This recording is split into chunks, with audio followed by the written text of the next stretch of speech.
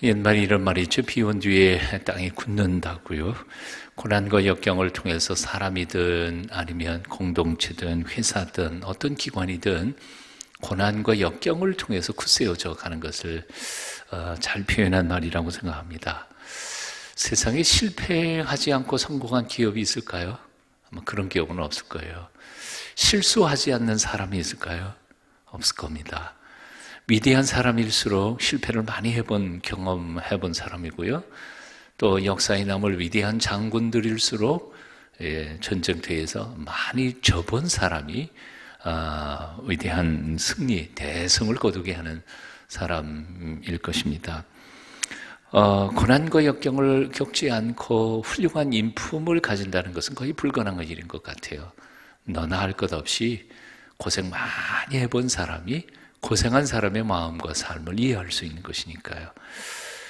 너무나 당연한 일인데도 불구하고 우리는 사실 그 진리하고 우리의 현실하고는 다를 때가 참 많지 않아요. 실패를 통해서 우리가 성숙해가고 잘한다 그렇게 믿으면서도 실패를 거듭할수록 우린 자꾸 기가 죽고요, 주눅이 들고요, 힘을 잃어버리고요, 또 다시 해야 되나 하는 염려와 걱정이 우리 속에 생기지 않을 수가 없습니다. 결국 이런 것 같아요. 실패하느냐 안 하느냐, 실패는 모든 사람이 다 하는 거고요, 실패한 후에 어떤 자세로 회복하느냐, 이게 중요한 것 같아요. 실패했다, 그게 문제가 아니에요. 실패한 후에 어떤 자세로 다시 일어서는가, 이것이 아마 그 인생을 위대하게 만들거나 아니면 삼류 인생으로 전락하게 만들거나 둘 중에 하나라는 생각을 해봅니다. 여러분, 죄 한 번도 안 지셨죠? 웃는 거 보니까 그럴 사람 세상에 한 명도 없다 그렇게 생각하시는 것 같아요. 맞습니다. 우리 다 죄져요. 죄 짓고 살고요. 그렇기 때문에 죄를 지어놓고 절망하고 낙심하는 것이 아니라 다시 한 번 더 이를 악물고 다시 똑같은 죄를 짓지 않겠다 결단하며 회개하고 바로 서는 자세가 중요한 거지, 내가 한 번 실패했거나 또는 실수했거나 그런 잘못에 매여서 절망하는 것보다 다시 일어서는 게 중요한 것이죠. 실패했을 때 우리가 선택하는 거죠. 그냥 다 치울까, 다 치워버리고 말까, 아니면 다시 시작해볼까. 두 개의 결단을 해야 합니다. 이런 제가 우습게 질문하더라도 우습게 대답하지 마시고, 여러분, 잘못했거나 실수했거나 죄를 지었거나 했을 때 관둘까요, 이제 모든 인생? 따라해 보십시오. 그럴 수는 없죠. 다시 시작합시다. 다시 시작해요. 그럴 수는 없어요. 왜냐하면 이게 내 인생인데요. 남의 인생도 아니고 내 인생이고요. 그리고 이 인생은 한 번밖에 없는 건데요. 한 번 포기하면 끝나는 건데 그럴 수는 없잖아요. 다시 한 번 더 해봐야죠. 두 번이라도 더 해봐야죠. 야곱의 생애에 있어서 그는 최대의, 정말 그 이후에도 위기가 없지 않아 있지만, 그러나 야곱의 전체 생애에서 가장 최대의 위기가 바로 이 시기였다고 생각이 듭니다. 이런 위기를 만났던 이유는 몇 가지가 있습니다. 첫째, 제일 직접적인 원인은 딸 디나, 딸 하나 있는 걸 믿음으로 잘 키우지 못했죠.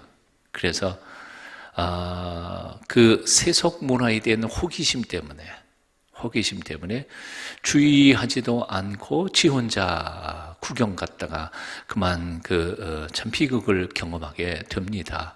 미리미리 좀 교육을 했었어야 될 거 아니에요. 그리고 세상 문화, 우리 거룩한 하나님의 사람들이 세상 문화를 어떻게 대하는지, 어떻게 이길 수 있는지에 대하여 미리 믿음으로 잘 양육하고 키웠어야 되는데 그걸 안 한 거죠. 아버지의 책임이죠. 교육 미스인 거죠. 자, 그런가 하면 두 번째 잘못이 있습니다. 딸 디나의 실수도 있었지만 두 번째 일을 크게 만든 것은 바로 아들들 문제였죠. 즉, 아들들 교육에도 실패한 겁니다, 야곱이. 아들들이 험한 세상에서 싸워서 이기는 법은 가르쳤는지 모르지만 화해하고 이 몸, 주먹, 칼 쓰는 것보다 먼저 이 머리를 쓰는 것, 지혜로운 사람들을 만드는 데 있어서는 실패한 것이었다는 거죠. 예? 머리나 참고 화해하고 지혜롭게 이 문제를 풀어가려고 곰곰이 생각해보다는 주먹이 더 빠른 사람들이 돼버린 거죠. 오늘날 이 시대에 현대의 가장 큰 비극이 뭡니까? 머리보다 주먹이 더 빠른 사람들이 이 비극을 만들어내고 있지 않아요. 오늘날 우리 한국 사회가 얼마나 심각합니까? 세상에 자동차 몰고 가다가 기분 나쁘게 했다고 그 서 있는 나오는 사람 우리가 가서 밀어붙이지를 않나? 이거는 제정신 가진 사람들이 아닌 것 같아요. 자기가 낳은 자식을 화가 난다고 그래서 막 집어던지고 그래서 죽이기도 하고, 자기가 낳은 자식은 아니지만 그래도 의붓 자식이라도 옛날 어른들 같으면 그야말로 하늘이 무서워서도 그렇게 못했을 텐데 그냥 감정이 한번 팍 올라가면 감정 조절이 안 되는 이런 시기를 우리는 살고 있는 것 같아요. 이게 시대의 흐름인지 우리가 교육을 잘못 받은 건지 뭔가 잘못된 거예요. 야곱은 아들들을 강하게 키웠는지는 모르지만 지혜롭게 키우지는 못했습니다. 복수는 할 줄 알았지만 그 문제의 결과, 배후에 어떻게 될 건지를 미리 판단하고 좀 용서하거나 화해하거나 더불어 함께 살아가는 법을 가르치지는 못했다는 것이죠. 자, 여하튼 야곱이 첫째는 딸 디나를 믿음으로 양육하지 못한 것뿐만 아니라 두 번째 아들들도 믿음으로 잘 양육하지 못했습니다. 그런데 이런 야곱의 실수의 배후에는 자기 자신 컨트롤 못한 거죠. 사실 궁극적으로는 뭐예요? 자식의 문제는 누구의 문제예요? 부모의 문제거든요. 제가 학교 선생으로 있을 때에도 늘 선생님들이 하는 말이 그거예요. 문제야 뒤에는 문제의 부모님이 있다는 거였으니까요. 집에서 문제로 키우니까, 집에서 사랑 못 받으니까 학교에 와서 좀 과격한 폭력으로 사랑을 받거나 아니면 인기를 얻으려고 하다가 보니까 아이가 조금 이상해지는 건 당연한 것이죠. 자, 야곱이 그 딸과 아들들의 실수의 배후에는 야곱의 허물이 있습니다. 야곱이 어떤 허물이 있는가요? 숨겨져 있는 것이었죠. 사실은 그것은 야곱과 하나님과 둘만의 문제였던 거죠. 아무도 몰랐던 거예요. 이미 우리는 알고 있지만 뭐였던가요? 30년 전에 바로 베델에서 하나님과 만났던 그 기가 막힌 위대한 신앙적 체험. 내가 너 어디로 가든지 내가 너를 지키며 너에게 복을 주리라. 돌아올 때까지 그 감격에 겨워서 그는 하나님 앞에 약속을 하잖아요. 오늘 이 돌멩이 베고 잔 이거를 내가 여기다 놓고 주의 집, 하나님의 집, 베델에 서약을 하잖아요. 위대한 서약을 합니다. 제가 돌아와서 반드시 여기서 하나님 앞에 하나님의 집으로서 꼭 집을 짓는다라는 의미보다는 하나님 앞에 온전한 예배를 드리겠다 약속을 한 거죠. 그런데 20년 지나서 세겜 땅으로 왔는데 세겜 땅에서 베델까지 걸어서 얼마 걸리지도 않는 그 가까운 거리까지 다 왔으면서도 그는 10년을 살면서 세겜에서 10년을 살면서 한 번도 가지 않은 거죠.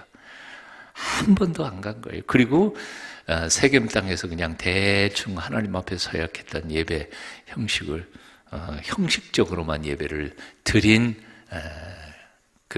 야곱. 한마디로 말하면 베델에서 한 약속에 대하여 하나님은 아주 신실하셨습니다. 철저하게 지켰습니다. 하지만 야곱은 그것을 잊어버렸습니다. 그리고 대충 떼었습니다. 온전치 못했습니다. 그러니까 그 결과에 대하여 지금 이런 처절한 위기를 맞게 된 것은 누구의 탓도 아닌 거죠. 다 자기 잘못인 거죠. 그래서 하나님께서 이제 어떤 심판을 내리신다 해도 야곱은 할 말이 없는 사람이었어요. 유구무원이죠. 가나안 땅에 살고 있는 모든 다른 부족들이 그 피를, 그 복수의 피를 흘린 이 야곱의 아들들을 다 싹 잡아 죽인다 한들 자기는 할 말이 없는 사람이었던 거예요. 그런데 그 절망적인 순간에 하나님께서 다시 그를 생각하시지 않아요?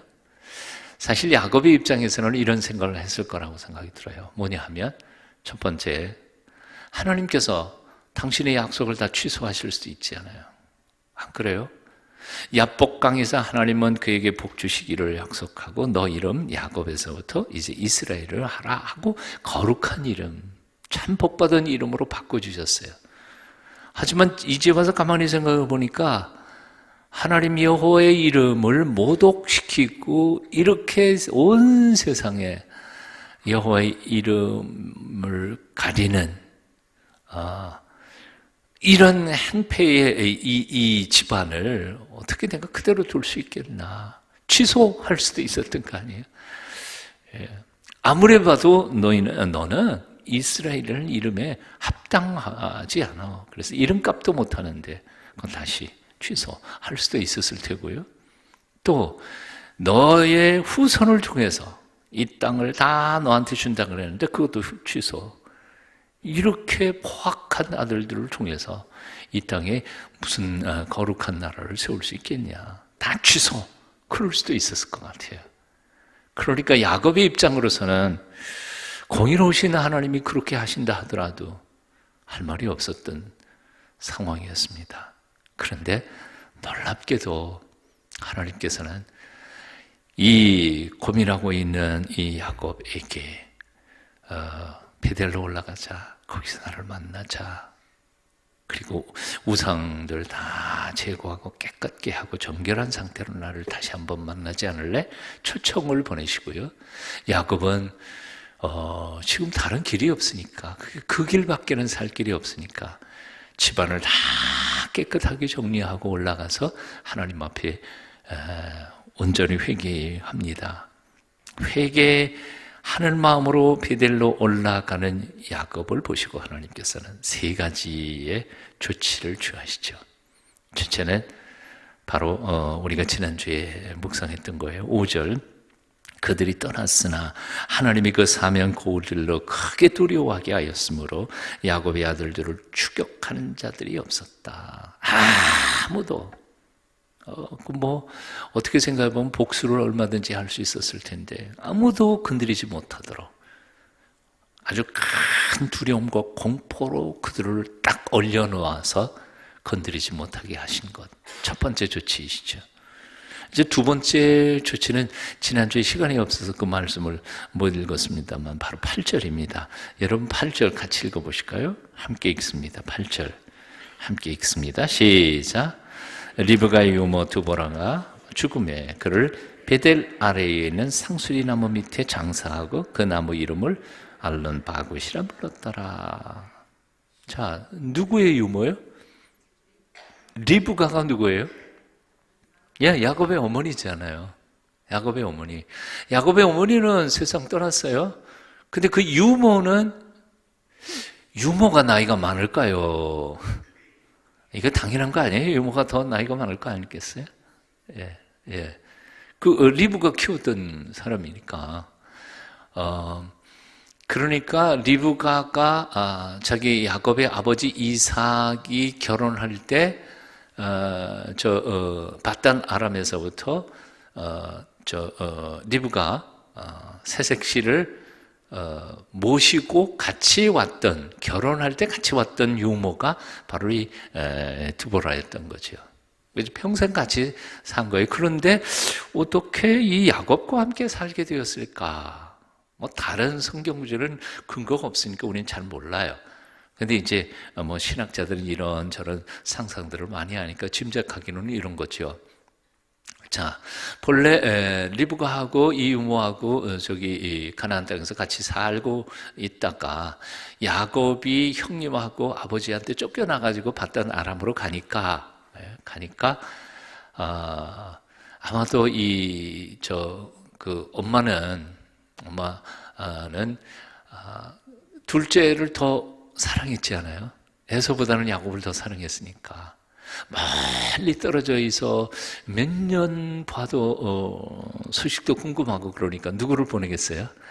유모를 보내가지고 잘 있는지 못 있는지 또는 객지에서 고생은 하지 않는지, 그러니까 유모에게 부탁을 해서 아마 몇 번 왔다 갔는지 아니면 바단 아람으로 가서 혼자 고생하고 있는 둘째 아들의 뒷바라지를 좀 부탁을 했는 것 같아요. 그래서 하여튼 그때부터 같이 살게 된 것 같습니다.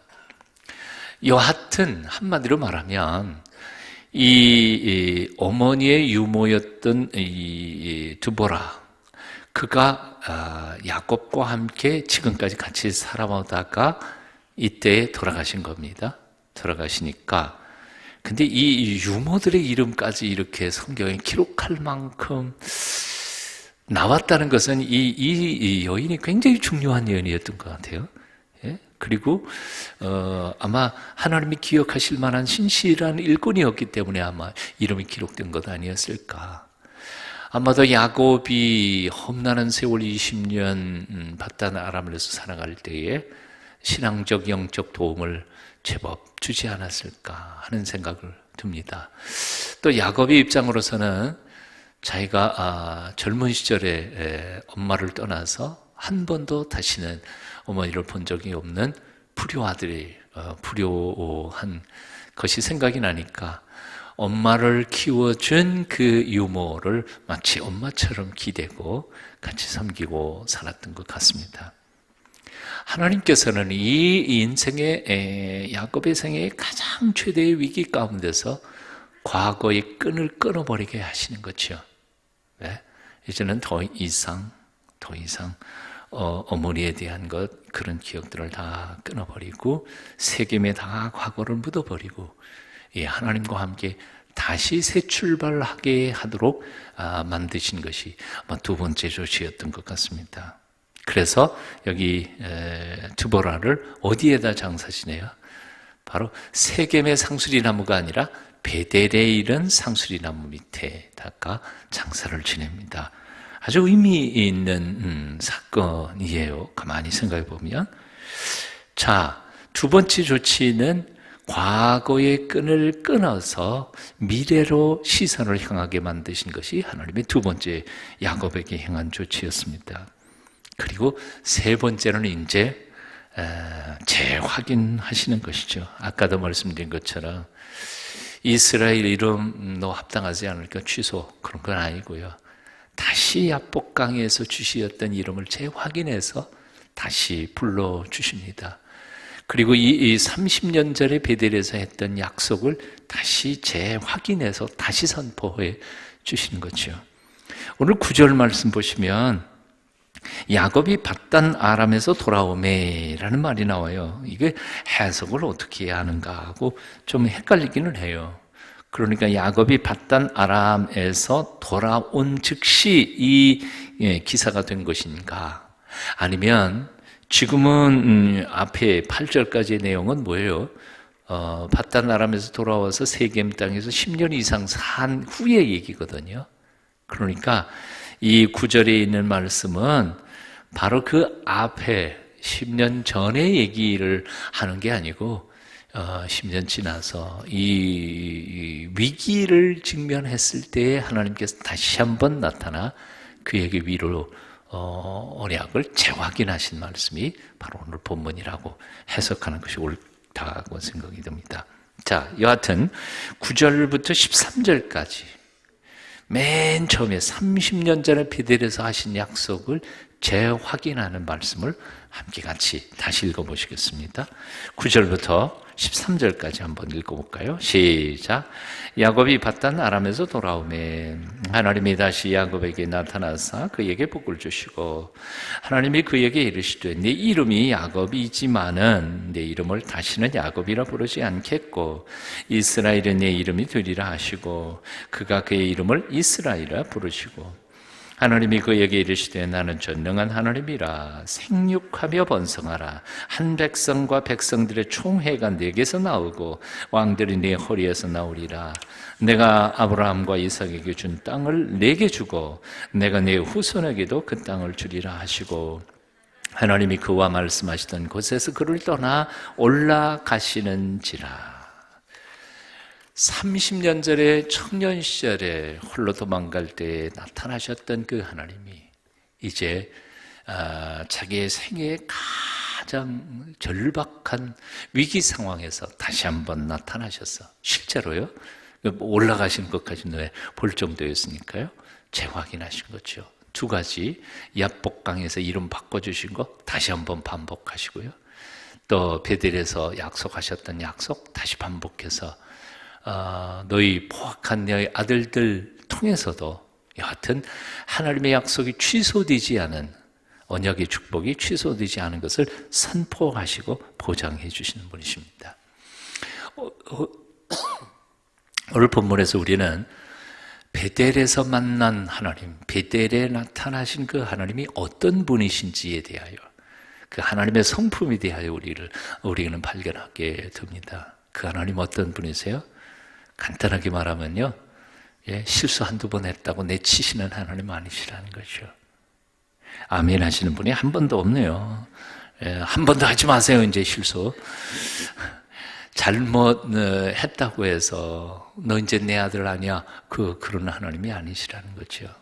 길이 참고 긍휼이 풍성하신 하나님. 우리가 보기에는 이건 도저히 이놈들은 내 자식 노릇 제대로 할 수 없겠다. 내 백성일 수가 없겠다. 그럼에도 불구하고 하나님은 그냥 품고 끌어안으시고 그가 성숙해서 제정신 차릴 때까지 기다리시는 하나님이시라는 거죠. 호세아서 1장에 보면 그렇잖아요. 호세아에게 너 저기 몸 파는 여인에게 장가 들으라. 그리고 장가 들었더니 애가 내 새끼가 아니에요. 그러면서 하나님께서 호세아에게 이스라엘 백성들에게 이름 지으라 그랬잖아요. 로 암미 나의 백성이 아니다. 참 생각해 보세요. 어떤 아빠가 그 부인이 애를 낳는데 가만히 보니까 이게 난 닮은 건 하나도 없고 옆집 아저씨만 보인다 그러면 이게 내 새끼가 아닌데 얼마나 가슴이 아프겠어요. 근데 하나님께서 그러시는 거예요. 하나님께서 이게 내 백성이 아니야. 척하나한 백성들이나 타락한 놈들이지 이건 거룩한 내 백성의 모습이 아니야. 그런데 호세아서의 주제가 뭐예요? 그럼에도 불구하고 하나님은 참으시는 거죠. 기다리시는 거예요. 로 암미라고 하는 이름이 암미 내 백성이로다 라고 바꿀 때까지 하나님 기다리시는 하나님.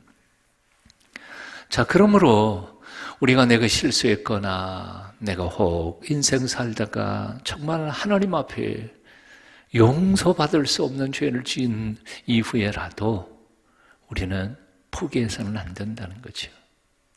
다시 일어서서 긍휼이 풍성하신 아버지 하나님 품성으로 파고 들어가야 한다는 겁니다.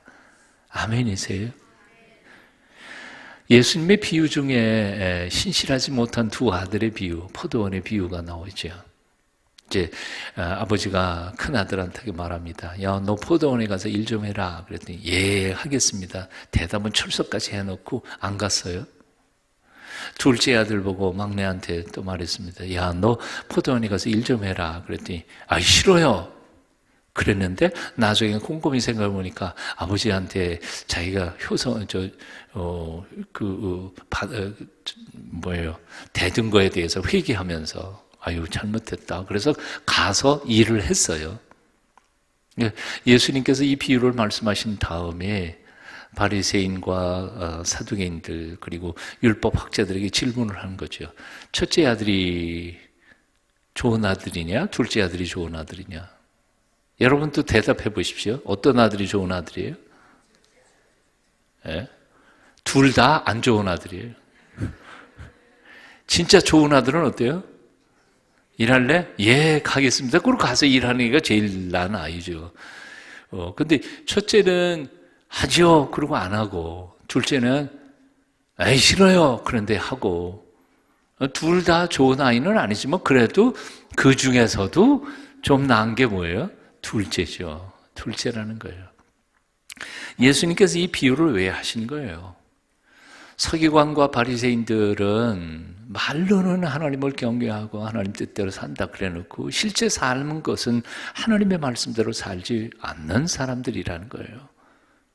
그런데 저기 세리와 창기들은 잘못한 거예요. 틀림없이 이 사람들은 의인이 아니에요. 죄인인가 틀림없어요. 그런데도 불구하고 자신들이 잘못했다. 그리고 회개하고 돌아서서 하나님 앞에 바로 살려고 몸부림친다면 그런 사람들이 오히려 너희보단 좀 낫다 그런 얘기죠. 그래서 마태복음 21장 31절에 보면 두 아들의 비유에 어리석은 두 아들의 비유의 결론을 이렇게 맺습니다. 주님께서 내가 진실로 진실로 너희에게 이르노니 세리들과 창기들이 너희보다 먼저 하나님 나라에 들어가리라. 내가 진실로 진실로 너희에게 이르노니 예수님께서 중요한 말씀하실 때마다 이렇게 어법을 사용하셨어요. 그러니까 이걸 조금 번역을 쉽게 한다면 현대인의 성경에서는 이렇게 표현했어요. 내가 분명히 말해주지만 이렇게 번역했어요. 또 새 번역에서는 나는 정말 진정으로 내가 지금 말하고 있다 라고 말했어요. 이런 형태, 이런 모습으로 이제 마태복음 21장 28절 이하를 제가 번역해보면 이런 것이에요. 나 농담 아니다. 내가 분명히 말해두지만 소위 종교 지도 잘하고 뻐기는 너희를 보다 너희가 멸시하는 저 주인들, 세리와 창기들이 너희보다 먼저 하나님 나라에 들어가게 될 것이다. 왜 그런지 아느냐? 요한이 와서 의의 도를 가르칠 때 너희는 믿지 않았지만 저희들은 믿었다. 너희는 끝내 뉘우치지 않고 회개하지 않았으나 저 세리와 창기들은 회개했기 때문이다. 이 비유를 통해서 주님께서는 우리에게 정말 중요한 것을 가르쳐 주십니다. 하나님은 외모를 보지 않으신다는 것이요. 중심을 보신다는 거예요. 또 하나님은 과거를 묻지 않으신다는 거예요. 과거에 아무리 형편없이 살았어도 지금이라도 고쳐서 하나님 뜻대로 살아보고자 몸부림치는 사람을 하나님 기쁘게 받아주신다는 거죠. 우리가 과거를 자랑할 것도 없고요. 인간의 역사라는 게 뭐 그렇게 대단하겠습니까? 한 사람이 역사라는 것도 별 볼 일 없는 거죠. 결국 오늘 나의 신앙의 현주소가 가장 중요한 것이지요.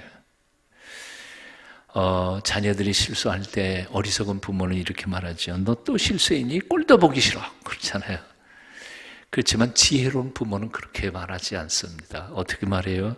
아, 그래. 이번에도 실수했구나. 그럴 수 있지. 누구나 실수할 수 있단다. 실수하면서 우리는 배워가는 거야. 실수가 잘했다는 건 아니다. 그러나 실수했다고 낙심하지 마라. 다시 한번 해봐. 넌 할 수 있을 거야. 이게 지혜로운 부모가 대답하는 거 아니에요? 하나님께서 지혜로운 부모실까요? 어리석은 부모이실까요? 우리는 하나님에 대하여 자꾸 오해해요. 하나님 지혜로우신 부모이세요. 그래, 이번에도 실수했구나. 잘못은 잘못이야. 그것은 인정해야 돼. 하지만 너무 낙심하지 마라. 잘못한 것인 줄 깨달았으면 고쳐가려고 했으면 돼. 너는 그렇게 하면서 차츰차츰 성숙한 사람이 되어가는 거지. 내가 너 도와줄게. 다시 한 번 더 해봐. 아멘. 낙심하지 마십시오. 하나님은 기회를 한 번만 더 주시는 분이 아니라 수도 없이 기다리시면서 우리에게 기회를 허락해 주시는 분이십니다. 세상에서 가장 나쁜 말이 있다 그래요. 그게 무슨 말인지 아세요? 저도 이번에 배웠는데요. 기왕 버린 몸. 세상에서 가장 나쁜 말이래요. 예? 그런 게 어디 있어요. 예? 한 번 잘못했다 하더라도 다시 시작할 수 있는 거지.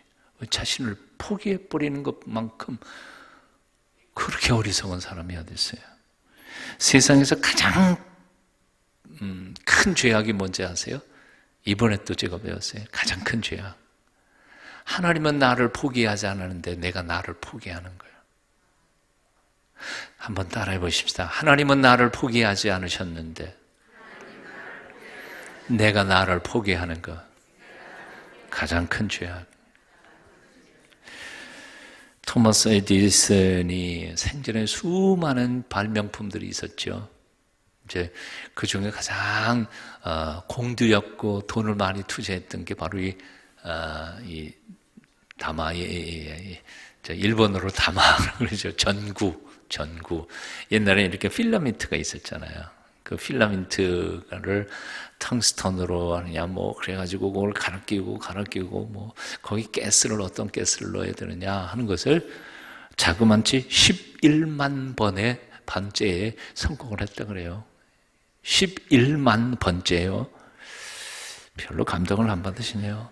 10만 9,999번째 해놓고 포기했더라면 이런 거는 존재하지 않았을 것 같아요. 와, 대단한 거 아니에요? 어떤 전문가는 이렇게 표현했어요. 어떤 일의 전문가가 되려면 최소한 10만 시간의 법칙이라는 것이 10만 시간의 법칙. 10만 시간을 공들이면 그 분야의 전문가가 될 수 있다는 거죠. 아브라함 링컨은 선거에서 7번 낙선했습니다. 8번째 대통령이 당선됐죠. 이 7번쯤 낙선하면 포기할 만도 할 텐데 만일 7번 하고 그냥 포기했더라면 아브라함 링컨이라는 대통령, 위대한 대통령은 아마 역사 속에 없었을 것이라고 생각해요. 오늘 포기하지 말아야겠습니다. 얘기 하나만 하고 오늘 말씀 드리죠. 18세기 말에 프랑스 사관학교에서 어느 교관이 사관 생도들을 가르치고 있었습니다. 두 나라 군사가 비슷했다. 군세도. 그리고 그 환경도 똑같고 지형 조건도 똑같고 다 똑같다. 어떻게 하면 상대를 이길 수 있을까? 그랬더니 한 생도가 일어나서 말했습니다. 밥을 많이 먹고 싸움터에 나갑니다. 그 말도 일리는 있을 거예요. 배고픈 사람보다 밥 많이 먹은 사람이 이기지 않겠어요? 두 번째 어떤 생도는 신발끈을 튼튼히 메고 나갑니다. 그런데 어떤 키가 짝달만한 생도가 바짝 일어나더니 확신에 차서 이렇게 대답했습니다. 최후의 5분까지 싸웁니다. 그랬더니 교관이 맞다. 자네 이름 뭐냐? 아시는 것처럼 나폴레옹이었다는 거죠. 결국 누가 이길까요?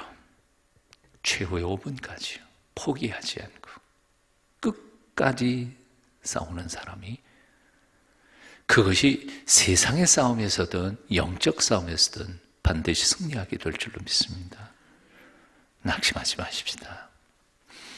벌써 이제 4월달 중간쯤 가다가 보니까요, 올해 딱 들어서서 결심했던 거 지금 절반쯤 포기하셨죠? 새벽 기도 포기한 사람들 다시 시작하십시오. 수요 예배에 오신 분들 중에는 그런 분 없겠지만 담배 끊기로 포기했는데 아직도 피우시는 분들이 있다면 다시 또 시작해 보세요. 술도 마찬가지고요. 자기 좋은 습관을 키워나가기로 결단했는데 아직도 못하는 사람들이 있다면 다시 한번 시작해 보십시오. 베델 30년 만에 다시 한번 베델에서 야곱에게 나타나신 하나님, 그는 처절한 심정으로 베델 제단에 엎드렸던 야곱에게 다시 나타나 과거의 모든 실수를 다 덮어버리시고 이름도 다시 주시고 축복도 다시 회복시켜 재확인시켜 주시고 내가 포기해도 저 똑똑지 못한 포악한 아들들을 통해서 이 땅 계속해서 너희 후손들에게 땅을 주마 확인해 주십니다. 감격해서 야곱은 30년 전에 약속했던 제사를 이제 겨우 드리죠. 기둥을 세워놓고 거기다 번제물을 드리고 전제물을 드리고 기름을 붓고 하나님 앞에 감격의 제사를 드린 후에 그 땅의 이름을 30년 전에 붙였던 이름을 다시 한번 확인하면서 베델하고 불렀습니다. 베델이 베델일 수 있는 것은 바로 그 베델에 하나님이 계셨기 때문이시죠. 오늘 이 저녁에도 그 하나님이 우리 하나님이신 것을 믿으십시오. 그 하나님을 바라보십시오. 그 하나님이 다시 한 번 더 우리에게 기회를 주실 텐데요, 낙심하지 말고 엎드려 간구하고 기도할 때 우리 앞길 정말 내가 상상도 못했던 선한 길로 인도해 주실 줄로 믿습니다. 통성으로 우리 잠깐 한 30초 동안 기도해 볼까요? 하나님, 내가 실패한 모습으로 마음적 마음 한 곳 속에는 절망하는 마음으로, 낙심한 마음으로 오늘 이 저녁에도 주 앞에 나왔지만 다시 시작해 보겠습니다. 용기 주십시오. 힘 주십시오. 야곱을 새롭게 세워 당신의 거룩한 믿음의 조상으로 세우신 하나님, 오늘 이 밤에 부족하지만 나를 통해서도 하나님 기뻐하시고 영광 받으소서. 통성으로 함께 같이 기도하겠습니다. 기도하십시다. 오 할렐루야. 거룩하신 주, 오 거룩하신 주여, 오늘 이 밤에 우리 가운데 오셔서 우리의 연약함을 감추시고 하나님의 거룩하신 역사와 그 능력을 도하시며 주님의 선하심과 긍휼이 풍성하심으로 인하여 새로운 용기 회복하고 주의 뜻 이루어가기에 부족함이 없도록 도와주시옵소서. 새롭게 하시옵소서. 성령이여, 당신의 백성들을 힘 주시고 용기 주시고 힘을 잃어버렸던 두 주먹 불끈 쥐고 다시 일어서서 하나님의 영광을 위하여 뛰고 달려도 지치지 않는 주의 백성들 삼아 주시옵소서. 새롭게 하소서. 도우시옵소서. 은총 베푸시옵소서. 함께하여 주심을 감사합니다.